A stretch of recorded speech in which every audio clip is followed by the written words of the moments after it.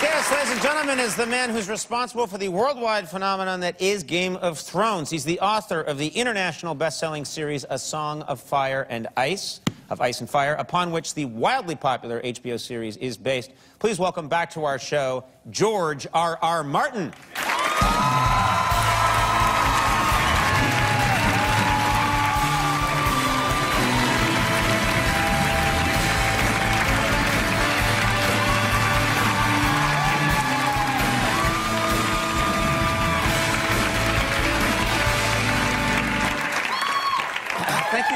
Thank you so much for being back here. I want to start by saying there are going to be some spoilers, so if you are not caught up on Game of Thrones, you may wish to keep the show on this channel. Don't turn or turn to another one, but maybe cover your ears, okay? That would be good, yes. That would be good.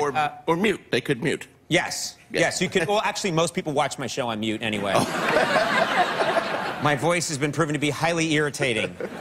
I'm going to start by saying that in one of the most recent episodes, again, Game of Thrones did not disappoint. You made a bold move, and you killed King Joffrey. And I have to say, look at that. It was another wedding. It was another wedding. Man, your weddings are awful. Every time you have a wedding on your show, 30 people die horribly. You know, we established that right in the first season with the Dothraki wedding. Any wedding that doesn't have at least 3 deaths is a dull affair. Right, yeah. No one's going to invite you to one, that's for sure. But I'm curious, I think King Joffrey, I was trying to think about it, I can't think of a character people have hated more. He was absolutely awful. Did you have any mixed feelings at all about killing Joffrey, or were you cool with it? Well, of course, I killed him years ago in the books. Yeah. So at that time, we didn't actually have an actor playing him or something. Jack Gleason, who played Joffrey, was actually like the nicest guy in the world. I mean, there was I can't imagine that. I can't imagine when you see that character and he's always saying things like, "What a nice little cat! Kill it!" It's then hard to believe that he's a really nice guy as an actor. I think it's a good thing that I wrote the books before we started making the show, because when you make the show and you actually meet the actors, then it's harder to kill them, because you say, "Oh, I'm going to make Jack will be out of a job then." And he seems so nice, and he told me he's buying a boat. That's right. I don't want to kill him. But I've done all the killing years ago, so I don't have to worry about it. Right. The show is just trying to catch up to the murders you committed years ago. That's true. Although, to be fair, David Benioff and Dan Weiss, who are the showrunners, they're killing characters who are still alive in the books. So as bloody as I am, David and Dan are always turning things up to 11. So really, no one is safe. Even the book readers who say, "Well, this character is safe. He's not in any trouble because he's still in book 5," may have an unpleasant surprise when. Now, was that an unpleasant surprise for you when you wrote the book and you really loved this character, and then they put a spear through his mouth? You know, is that? I usually know about it because I actually work on the show and write 1 episode per season usually. Sure. So I have a little warning, but I do kind of squeal when I get the outline. I say, wait a minute, he's not dead in the books. Right. He's still alive in the books. You're like, this is TV, pal. Sit back and relax. The actor asked for a raise. We had to do something.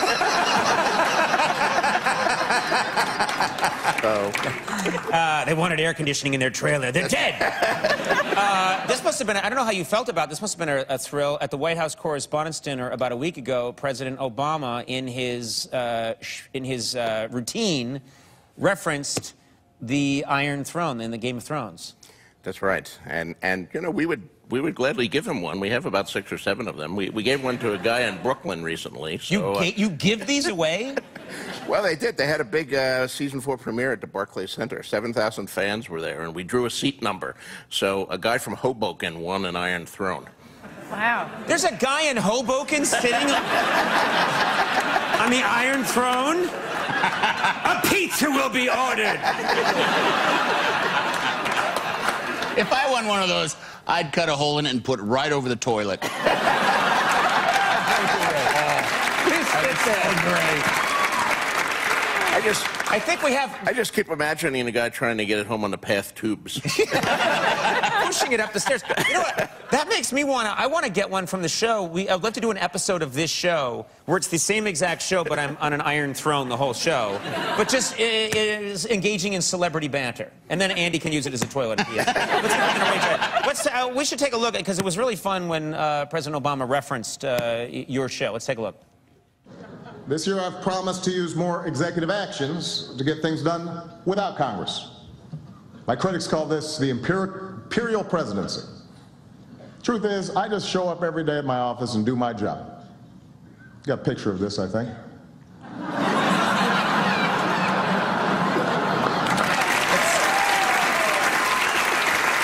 There was a news story. It must be very satisfying for you, the different ways that your show affects the culture. One, of course, you use crows a great deal in your books. Yes. Crows sort of can be sort of messengers. They can symbolize something that may or may not happen.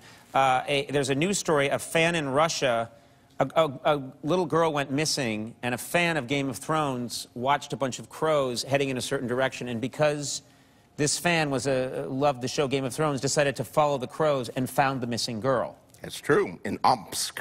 Yeah. It sounds like a place you would make up. It does, yes. In the realm of Orbidor.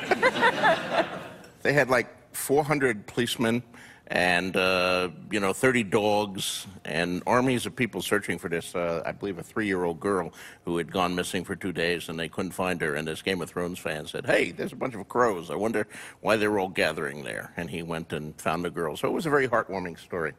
Of course, the crows were really not trying to be helpful. They were sort of waiting for her to die so they could peck out her eyes.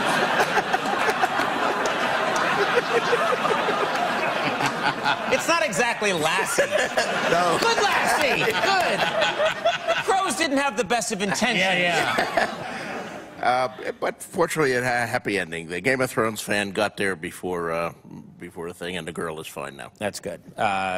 These novels that you write can be over 1,000 pages long. They're massive tomes, and apparently you write them all on a computer. But unlike most authors, you're not worried about a computer virus. I mean, an author who writes a 1,000-page book, their greatest fear is a virus invades and destroys a chunk of their book. You don't worry about that. Why? No, I have a secret weapon. I actually have 2 computers. I have the computer that I browse the internet with, and I get my email on, and I do my taxes on, and that computer. And then I have my writing computer, which is a DOS machine.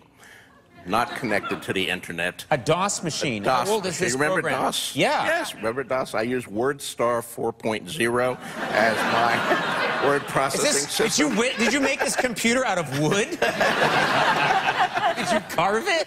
I'm curious why you decided to stick with this old program.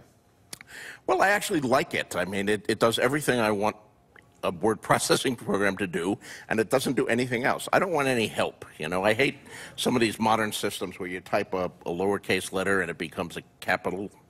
I don't want a capital. If I'd wanted a capital, I would have typed a capital. I know how to work the shift key. You yell at fixing it. You yell at computers a lot. What about spell check? I bet you hate spell check. Oh, I hate spell check, yes. Well, also, you can't write it. Especially when you have the realm of Orbitor. Yes! You can't. You would be constantly like, and then, Lord Targaryen. There's no Targaryen! You mean Tire Center. No!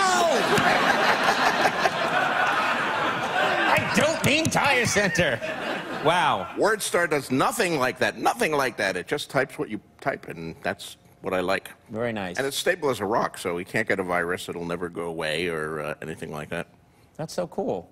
I know that I don't know if this is a myth or not, but that initially when you started writing the series, you did not want to include dragons. You had envisioned this realm, but you weren't necessarily a fan of dragons or thought dragons should be a part of it. Is that true? Well, I debated it. I mean, in the very early, we're going back all the way to 1991 now. Right. I had written the first few chapters. And for fantasy, it's very realistic. It's very low magic. Mm-hmm. And I knew I had the Targaryens and they had dragons on their banners. But the question was, should they have actual dragons, or should it just be a heraldic symbol? And I was going back and forth about that.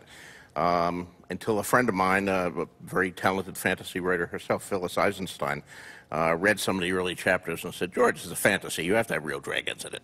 I said, oh, of course you you're got to right. have dragons. Yes, yes. It's nice, though, because I appreciate, as someone who loves the show, that it isn't a constant stream of, like, impossible fantasy and magic. It is very much grounded in reality. And then there are, of course, a few elements here and there, but I think that makes it easier to relate to. Well, it certainly makes it grittier and more realistic. I mean, I think magic has to be handled very carefully in fantasy. I think Phyllis was right. You need some magic in a fantasy, but too much magic is like too much salt in the stew. Then all you can taste is the salt, and anything can happen. You know, pigs are flying, and flying pigs would be fantastic. Keep that idea. That's next season, right? Actually, I do have a knight with a winged pig on his shield in the next book. So. Do you really? Yeah, I do. Yeah. But he doesn't actually have a winged pig. He just has it on his he doesn't yet. Wait till the network gets involved. We ran it through the numbers. You got to have a winged pig, see? Game of Thrones, throws. We do have Sir Pounce the cat, who appeared in a recent episode. He's very popular. We may do a spin-off about the adventures of Sir Pounce. Do you know about this? No. Who's Sir Pounce the cat? He's a cat. He's New King's cat, King Tommen. I didn't know about that. Yeah, the internet went crazy when Sir Pounce appeared. He has one little, he jumps up. How would you know? You have a computer from 1911. The internet went crazy. I have my other computer. Yeah. The one that gets the virus. I've got a second computer, too, but it's not for taxes. All right. Game of Thrones airs Sunday tonight on HBO. Stick with me here. George's Compendium, The World of Ice and Fire, The Untold History of Westeros and the Game of Thrones, which gives you a lot of backstory, will be in stores October 28th. Always, please come back. Always an absolute thrill. I love it. George R.R.